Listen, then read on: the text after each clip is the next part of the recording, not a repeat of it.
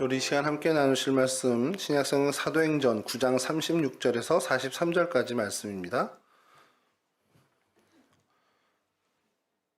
저랑 한 절씩 교독하시죠.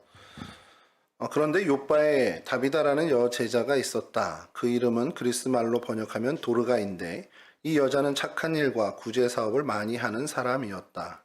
그 무렵에 이 여자가 병이 들어서 죽었다. 그래서 사람들이 그의 시신을 엮어서 다락방에 두었다. 룻다는 요빠에서 가까운 곳이다. 제자들이 베드로가 룻다에 있다는 말을 듣고 두 사람을 그에게로 보내서 지체하지 말고 와 달라고 간청하였다. 그래서 베드로는 일어나서 심부름꾼과 함께 갔다. 베드로가 그곳에 이르니 사람들이 그를 다락방으로 데리고 올라갔다. 사람들이 모두 베드로 곁에 서서 울며 들어가 그들과 함께 지낼 때 안만들어 그 속옷과 가옷을 다 내보여 주었다. 베드로는 모든 사람을 바깥으로 내보내고 나서 무릎을 꿇고 기도를 하였다. 그리고 시신 쪽으로 몸을 돌려서 다비다여 일어나시오 하고 말하였다. 그 여자는 눈을 떠서 베드로를 보고 일어나서 앉았다.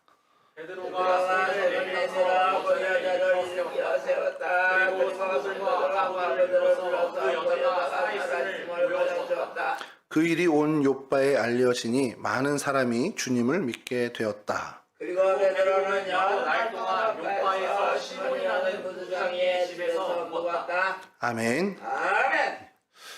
반갑습니다. 저 앞뒤 옆에 분들 얼굴 보시면서 한번 인사하시죠. 예, 반갑습니다. 같이 예배 드려서 기쁩니다. 우리 함께 인사하세요. 그 모니터만 조금 줄여주실래요? 두 번째 녹색. 예, 감사합니다. 예, 오늘 뭐 새로운 얼굴들이 좀 보이죠? 이따가 설교 후에 우리 부회장님이든 총무님이든 환영해 주시고요. 오늘은 그 베드로 사도가 도르가라고도 하기도 하고 다비다라고 하는 한 여인을 살린 저 본문을 저희들이 좀 살펴보려고 합니다. 근데 오늘 방점은 제목에서도 보시겠지만 이 죽은 이를 살렸다, 이것도 굉장히 일인데 그보다는 마지막에 여러분들이 읽은 베드로는 여러 날 동안에 요빠에서 시몬이라는 무두장이의 집에서 묵었다. 그래서 이 무두장이의 집에서 묵었다라는 데 좀 초점을 맞추려고 합니다. 굉장히 아름다운 삶과 또 칭찬받는 인생을 살았던 여인이 있습니다. 그 여인이 오늘 등장하는 다비다라는 여인이에요. 도르가라고도 하고 다비다라고 하는데 이제 뭐 헬라식, 히브리식으로 이제 이름이 불려지는 것 따라서 좀 달라지는 건데 이 제자가 무슨 일인지 모르지만 이제 죽게 되었습니다. 그리고 많은 사람들이 룻다에 베드로가 있다는 소식을 알고 있어서 얼른 와서 뭐 어떤 기대로 부른 건지 모르겠어요. 뭐 성경에 정확히 나오진 않지만 뭐 어떤 이는 이 일을 좀 어떻게 해결해 주셨으면 좋겠다라는 기대감을 갖고 있었을 거고 또 어떤 이들은 장례를 좀 치러 달라고 요청하는 걸 수도 있을 겁니다. 그래서 이 룻다에 가서 베드로를 불렀죠. 그리고 베드로가 왔을 때 이 그 요빠에 왔을 때 이 다비다 주변에 있었던 많은 사람, 특별히 이제 과부들이 많이 있었는데 그 이유는 이 다비다가 이 과부들을 많이 좀 섬겼던 그런 것으로 이제 추정을 하는 겁니다. 자, 그가 살아있을 동안에 우리를 이렇게 잘 섬겼다라는 그 옷감과 천들을 보여주면서 이제 베드로에게 이제 같이 추모를 하게 되는 거죠. 그리고 그 시신을 이제 오늘로 저희로 치면 염처리를 해서 다락방에 올려놓았는데 이제 베드로가 그곳에 가서 그곳에서 이제 그쪽을 향해 기도하며 외친 것이 다비다야 일어나라 입니다. 세준아 일어나봐 하면 아니 이렇게 말을 듣죠. 근데 산 사람은 말을 듣고선 그대로 하는데 죽은 사람은 그것을 들을 리가 없잖아요. 산 사람과 죽은 사람의 제일 큰 차이는 사실 이거에 하나인 겁니다. 소통이 되냐 안 되냐죠. 우리가 이제 많은 우리의 그 인간의 마음이 이 사랑하는 사람과는 끝까지 정말 소통하고 싶은 마음이 있습니다. 그래서 죽어서도 영혼이 돼서 나와 계속 지금 소통할 수 있는 건 아닌가라는 생각을 하죠. 그게 모든 어느 인류나 어느 사회에서나 다 같는 생각입니다. 근데 사실 죽은 이들, 시신을 향해서 무언가를 얘기하는 것은 우리는 이 사람이 뭐 지금 영혼이 들을 거야 라고 얘기하지만 실제로는 그것을 들을 수 있는 것은 아니라는 걸 우리는 알고 있습니다. 다 베드로가 그걸 몰랐을까요? 베드로는 분명히 그걸 알았던 사람이긴 한데 베드로는 조금 다른 차원에서 다비다에게 얘기한 거죠. 그 생명이 정말 살아나는 것을 정말 기도하면서 그 뭐 하나님의 뜻이겠죠. 하나님의 어떤 원대한 그 물론 계획을 이야기한 겁니다. 다윗아 일어나라. 근데 하나님이 그 기도를 들으시고 다윗을 살려주셨어요. 그리고 이 결과가 뭐냐면 이 일이 42절인데 온 요바에 알려지니 많은 사람이 주님을 믿게 되었다. 이게 사실은 굉장히 중요한 결과값이라는 겁니다. 베드로가 이 다비다를 살렸는데 다비다의 인생 하나도 어떻게 보면 살아났다는 것도 대단히 의미 있고 좋은 일이고, 근데 여러분 이렇게 살아나도 어차피 이 사람은 언젠간 죽죠. 성경에 등장하는 예수 그리스도를 빼고는요, 뭐 나사로도 그렇고 오늘 다비다도 그렇고 주님께서 또 살렸던 나인성 과부의 아들도 있습니다. 살아납니다만 어쨌든 이들은 지금까지 살아있진 않아요. 언제고 다시 죽음을 맞이하게 된다. 그러니까 뭐 잠깐 뭐 히스기야 왕도 우리가 기억하지만 15년간 생명의 연장을 받기도 하는데 뭐 얼마를 더 연장받고 죽었다 다시 살아났더라도 결국엔 사람은 죽게 돼 있습니다. 근데 뭐 그럼 무슨 의미가 없다는 얘기인가요? 그게 아니라 연장된 것만큼 또 의미가 있겠죠. 무슨 얘기를 하고 싶으냐면 이 일을 통해서 하나님이 뭘 이루시려고 하는 거냐는 거죠. 이 다비다를 살리시고 하나님께서 이 다비다를 살린 일에 어떤 기대, 어떤 결과를 원하셨는가? 그게 바로 오늘 42절에 나옵니다. 이 일이 온 요바에 알려지게 되고 그래서 많은 사람들이 주님을 믿게 되었다는 거예요. 이게 되게 중요한 포인트라는 겁니다. 자, 이 사건은 여기서 사실은 끝이에요. 그리고 그 이상의 의미, 뭐 그건 우리가 좀 찾아내겠지만 딱 그 정도의 의미면 저는 좋을 것 같습니다. 근데 그 다음에 그리고 다음이 문제입니다. 베드로는 여러 날 동안 요바에서 시몬이라는 무두장의 집에서 묵었다. 왜 성경 사도행전이 이 구절을 넣었을까가 성경학자들은 고민입니다.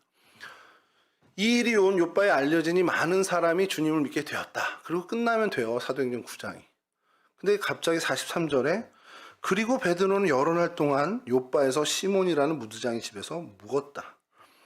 이게 지나칠 수 없는 구절인 게 이제껏 베드로가 사마리아나 루다나 어디 갔을 때 어떤 특정인의 집에서 유숙했다라는 걸 성경에서 밝힌 적이 없습니다. 성경의 관심사항은 그게 아니거든요.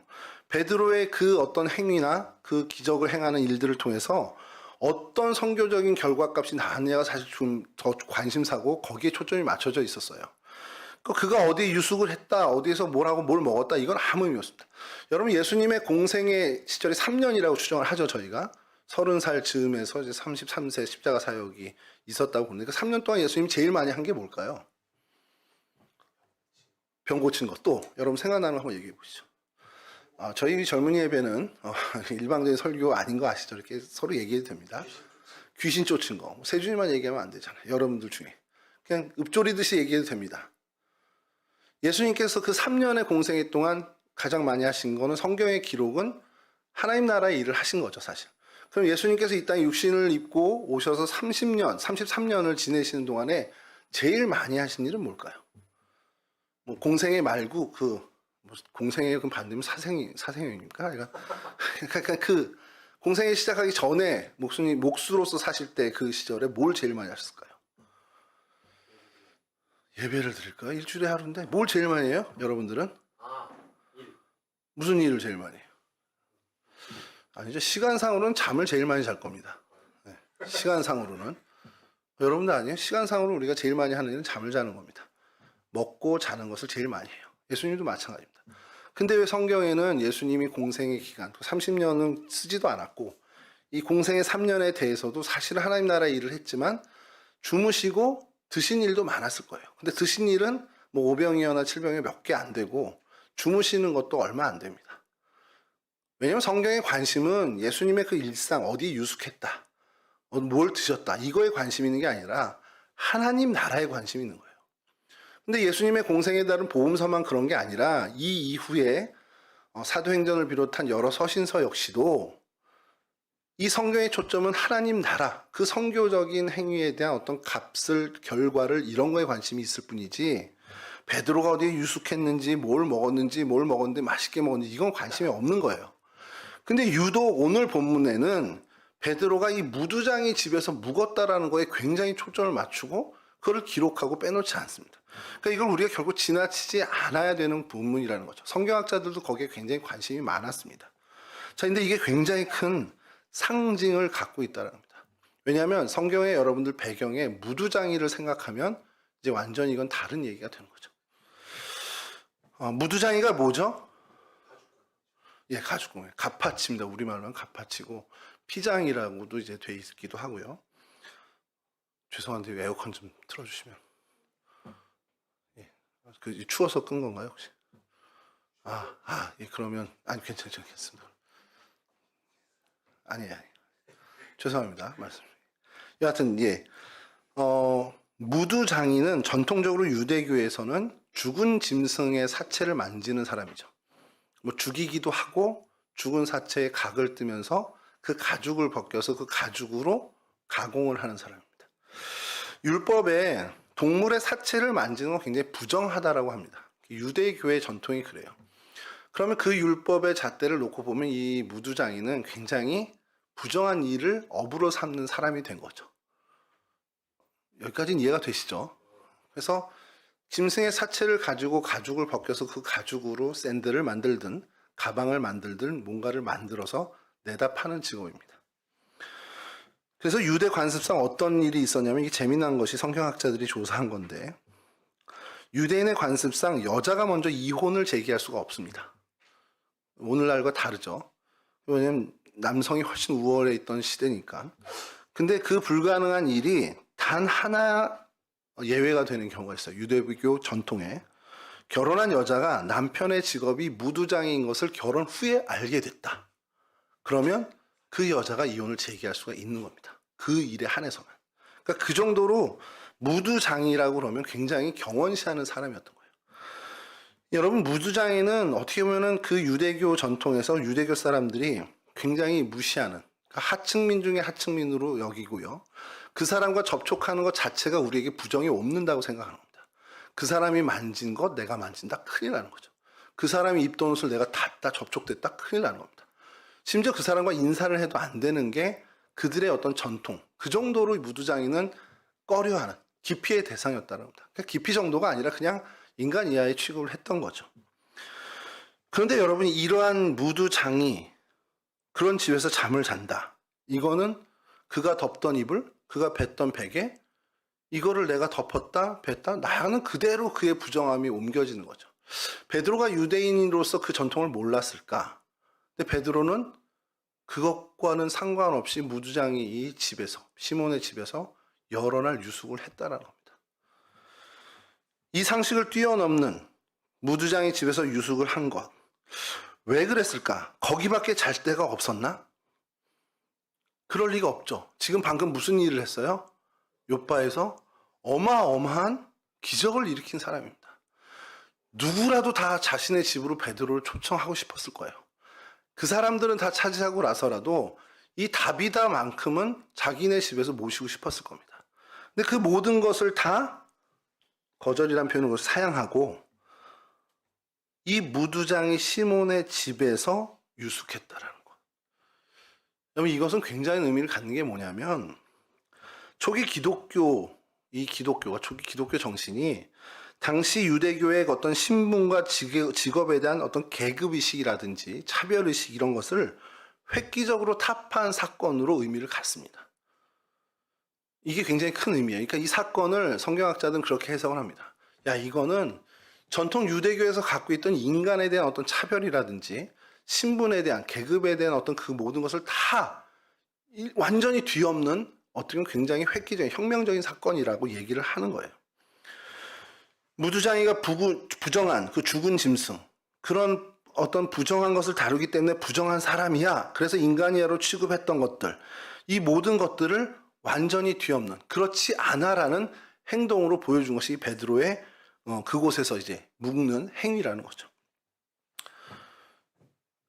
근데 여러분, 이것으로만 그 의미가 그치는 게 아니에요. 이 베드로 안에 이걸 우리가 좀 더 깊이 한 걸음 더 들어가서 봐야 되는 것이, 여러분, 무두장이가 이렇게 인간이와의 취급을 받아요. 유대인들한테. 그럼 가만히 생각해 보세요.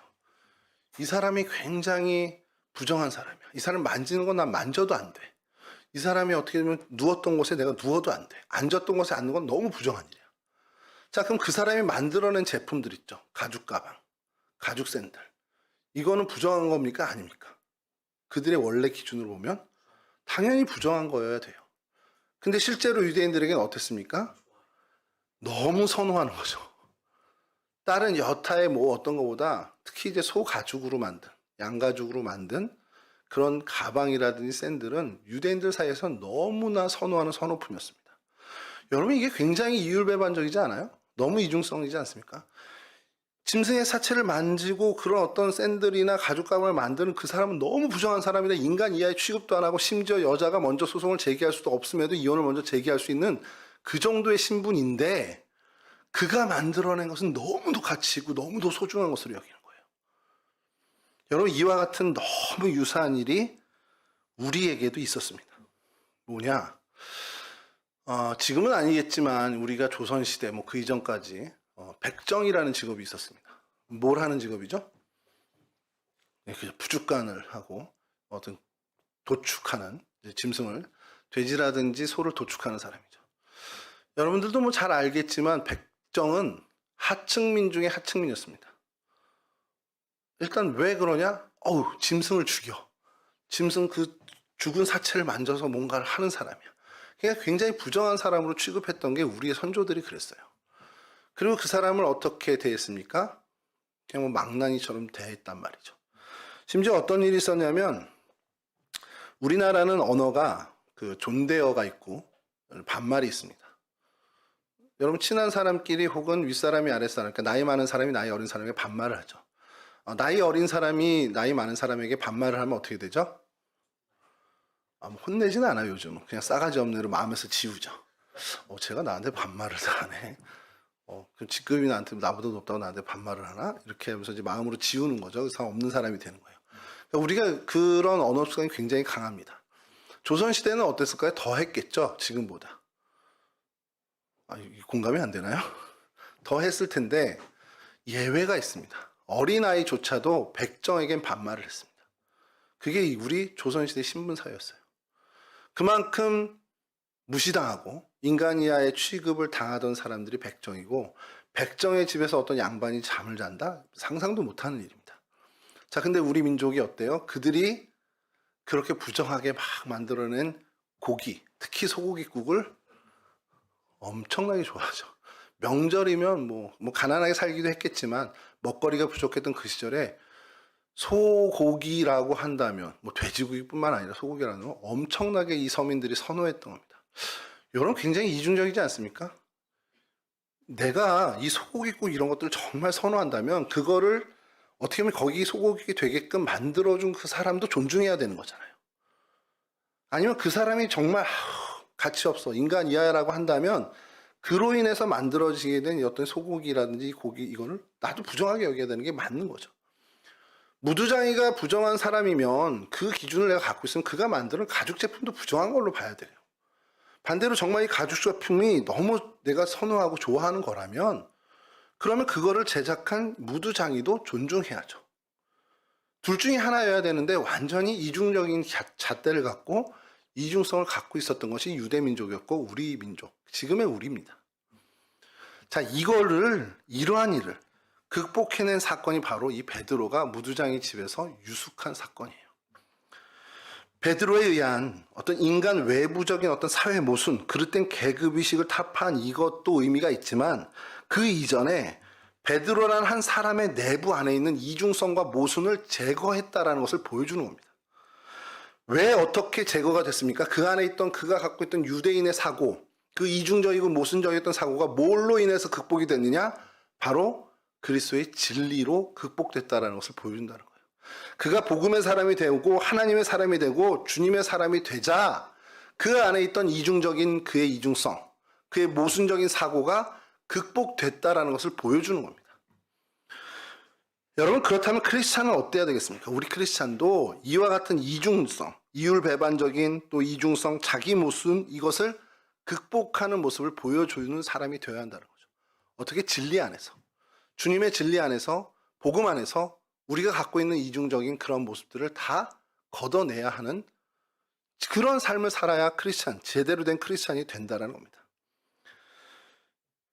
여러분, 우리는 뭐 우리가 부인을 해도, 내가 아니라고 막 우겨도 우리 안에 이중성이 있습니다. 자기 모순이 우리 안에 분명히 있습니다. 크리스찬이라고 하면서 정말 주님을 사랑한다 하면서 주님이 사랑하는 것을 같이 사랑하지 못하는, 근데 난 주님을 사랑한다 해요. 이걸 좀 위험한 얘기일 수 있는데, 여러분들이 주님과 이제 교제하고 크리스찬으로서의 삶을 살아갑니다. 삶을 살아갈 때 주님으로부터 받는 것들을 기대하죠. 소위 뭐 그냥 어떤 영적인 부분뿐만 아니라 이 땅에서 했던 여러분들의 삶 속에 주님께서 주신 윤택함이나 평안함 이런 것들을 기대해요. 자, 근데 그것을 얻기 위해서 내가 주님 앞에 수고를 마땅히 해야 되고 마땅히 땀 흘려야 하는 것을 당연히 해야 되는데 그거는 하기 싫은 거예요.